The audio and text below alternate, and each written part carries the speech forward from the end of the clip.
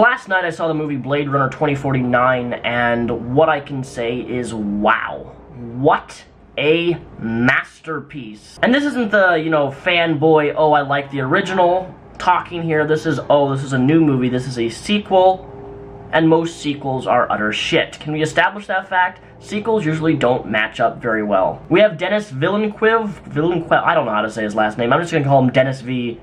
We have Dennis V as the director, who also directed Arrival last year, which if you haven't seen that movie, go see that. But one of the biggest things about this film is I was so mesmeric all the way throughout.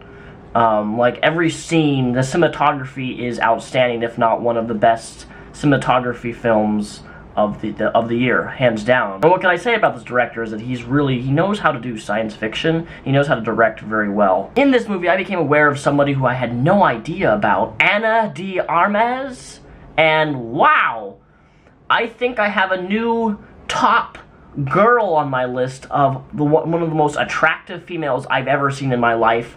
This is her, and there are some scenes with her in this film where I was like, I don't know, I kind of felt like I fell in love with somebody over a screen because they were so beautiful. Does that sound cliche? Does that sound cheesy? Does that sound cringe? But no, seriously, like this, oh my gosh, she's so pretty. Has nothing to do with the review. I just needed to voice this because she's such a beautiful woman. If there's one miracle that God has done, it is creating this woman here. Ryan Gosling is, well, Ryan Gosling, man. I don't understand the hype around this actor, but in this film, he did a good job. He's playing a replicant. He's technically not 100%, he's not human. So if you've seen the movie Drive, his acting is like that, and I was not a fan of the movie Drive. I'm not a big fan of Ryan Gosling to begin with, just because I find his acting to be stale. It's like a tree trunk. It's stiff. I don't know if that's just him as a person. I don't know if that's the roles that he picks. But if you want to make either just look into the camera, not say a whole lot of dialogue, make a few grunting noises here and there, that's Ryan Gosling. But again, he plays the role that he's in this film perfectly well. Like, I'm not complaining about that. I'm just saying Ryan Gosling is, well, Ryan Gosling. You're not going to get any new acting performance out of him. Harrison Ford playing Deckard was, of course, you know, Harrison Ford being one of my favorite actors, does a fantastic job of playing the original character that he was. It was cool to see some of the original characters from the original movie. And I have to say is that if you haven't seen the original Blade Runner, you really need to go see that one before you see this one. It will give you a lot more respect and understanding of the story and plot that comes together. Because if you're just oops, I just dropped.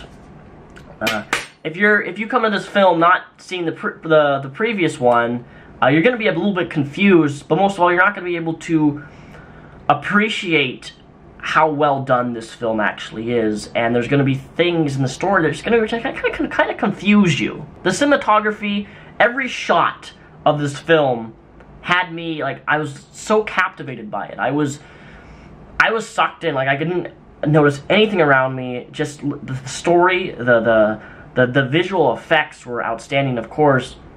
But the world of Blade Runner has always been one that I have been fascinated by, and been one that I've always wanted to know more about.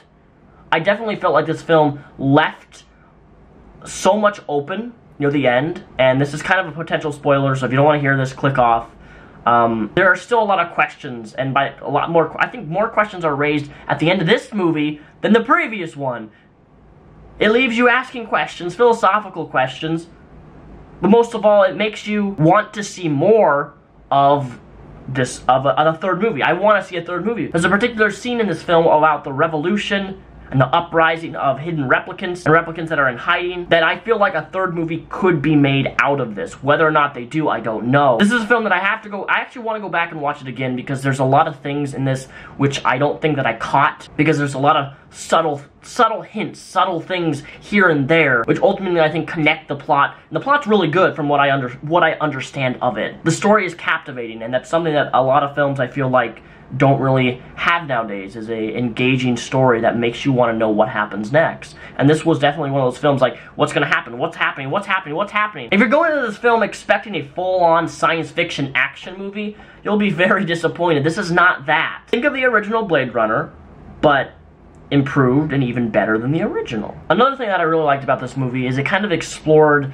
relationships in terms of like being attached to an AI. If you've seen the movie Her, I don't know how many people have seen that film, whether or not you like it, but it definitely has some elements of her in it, where the character Ryan is attached to this AI, a very realistic type of AI, and definitely explores some very interesting elements that got me thinking a lot. This is a melancholic film study of humanity, and it's a very good one at that. The atmosphere of this film is brilliant, the visuals are brilliant, people who they chose to act in this film were phenomenal. My really only thing I don't like about this, and this is another spoiler here, is I wanted to know if Harrison Ford, Deckard, was a replicant or not, if he's human or not. I've always thought that Harrison Ford was human. I've always thought that from the original, but it's still, I don't know. I just don't know. These are questions I want answered.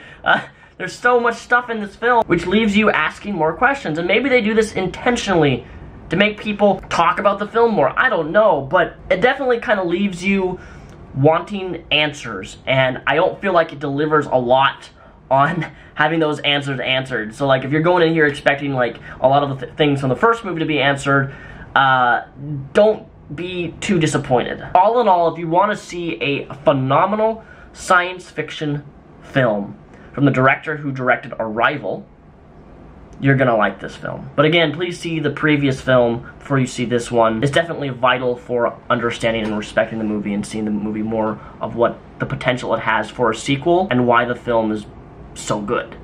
So, anyways, that's my review of Blade Runner 2049. Let me know what you think, what you guys saw. If you guys have seen the movie, let me know in the comments below.